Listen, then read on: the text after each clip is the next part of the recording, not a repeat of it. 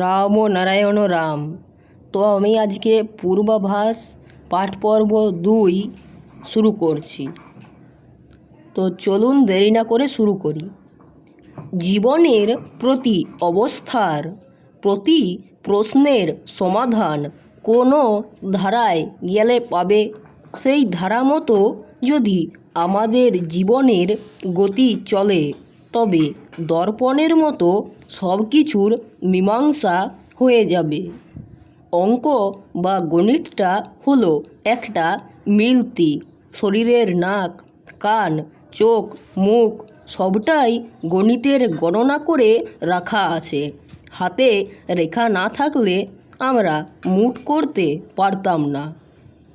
এর কোনটা ভাগ্যরেখা, কোনটা মৃত্যুরেখা, এই দাগগুলো থেকে গণিতজ্ঞরা বিশ্লেষণ করে করে খুঁজে দেখলেন। যেমন কলের গানের রেকর্ডে পিনের খোঁচা দিলে কথা বেরোয়, তেমনি এখানে খোঁচা দিলেও হাতের রেখার প্রতি দাগ থেকে জীবনের গতি খুঁজে পাওয়া যায়। আমাদের প্রত্যেকের দেহের ছন্দগুলো, দেহের ভিতরের যন্ত্রপাতিগুলো এত সুন্দরভাবে সুসজ্জিত হয়ে রয়েছে যে অঙ্কের মতো সেই যোগ, বিয়োগ, পূরণ, ভাগের মতো সমস্ত দেহটা সূত্রাকারে গাঁথা রয়েছে। সব গ্রহের প্রভাব সব সময় চলেছে জীবজগতের উপরে। একটা গ্রহ পৃথিবীর থেকে কয়েক লক্ষ গুণ বড়।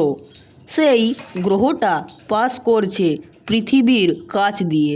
সেখানে অগণিত ঋষি মহানরা বাস করছেন।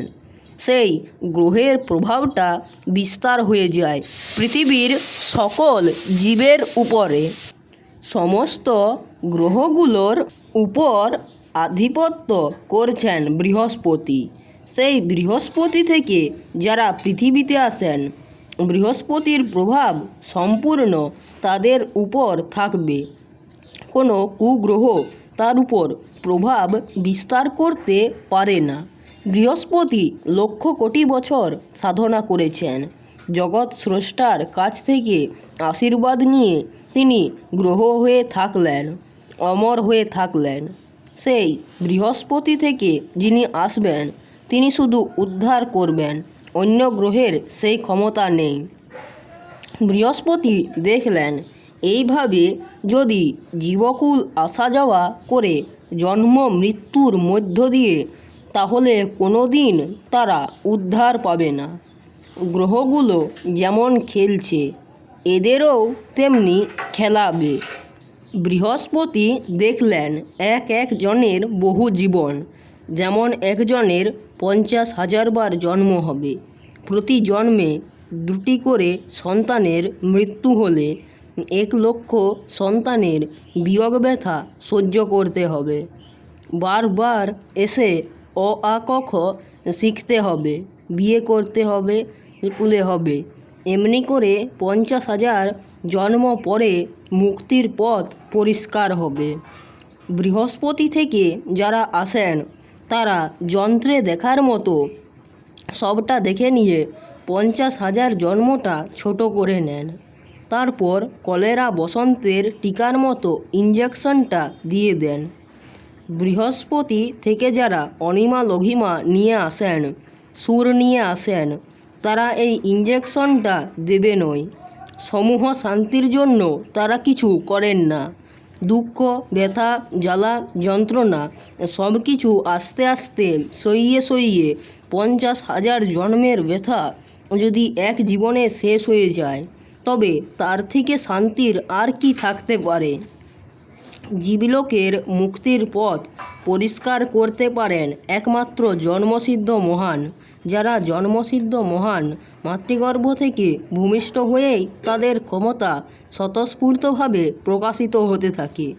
তারা দেখেন এই স্বল্পায়ু জীবনে লক্ষ কোটিকে এখানে সাধনা করিয়ে নেওয়া সম্ভব নয়। তিনি তার পূর্ণ ক্ষমতা দিয়ে সাধারণভাবে, অতি সাধারণ হিসাবে সাধারণের সাথে মিশে যান এবং সবার কানে অনন্ত কোটি বিশ্ব ব্রহ্মাণ্ডের নির্যাসের বীজমন্ত্রটা দেন আর স্ক্রু দিয়ে এঁটে দেন। অর্থাৎ ভালোবাসা ও প্রেমের বন্ধনে সবাইকে নিজের কাছে আটকিয়ে রেখে যাবার সময় একসাথে সবাইকে টেনে নিয়ে যান। জন্মসিদ্ধ মহান যে সুর নিয়ে আসেন, সেই সুরটা পেতে হলে নাম জপ সংকীর্তন আদেশ নির্দেশ গুরু যা দেন তাকেই পাথেয় করে চলতে হবে। অশান্তি ঝঞ্ঝাট ছল চাতুরি মিথ্যা প্রবঞ্চনা দেশ হিংসায় ভরা আমাদের জীবন। এই বন্দি অবস্থা থেকে জীব মুক্তি পেতে চায়। এই জটিল অবস্থা থেকে জীবকে উদ্ধারকল্পে জন্মসিদ্ধ মহান শ্রী শ্রী বালক ব্রহ্মচারী মহারাজ কখনো ঘরোয়া পরিবেশে, কখনো বা বিভিন্ন ধর্মসভায়, বেদের সভায় অমৃতময় বেদতত্ত্ব পরিবেশন করেছেন।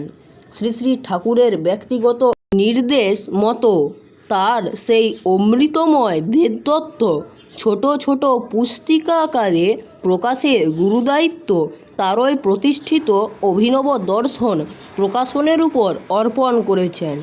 তার ইচ্ছা ও নির্দেশের প্রতি পূর্ণ মর্যাদা জানিয়ে তার নির্দেশকে শিরোধার্য করে অভিনব দর্শন প্রকাশনের 136তম শ্রদ্ধার্ঘ্য প্রকাশিত হল যোগীর যোগ সাধনা। রাম ও নারায়ণ রাম, রাম ও নারায়ণ রাম, রাম ও নারায়ণ রাম। তো আজকে এখানেই শেষ করছি। ধন্যবাদ।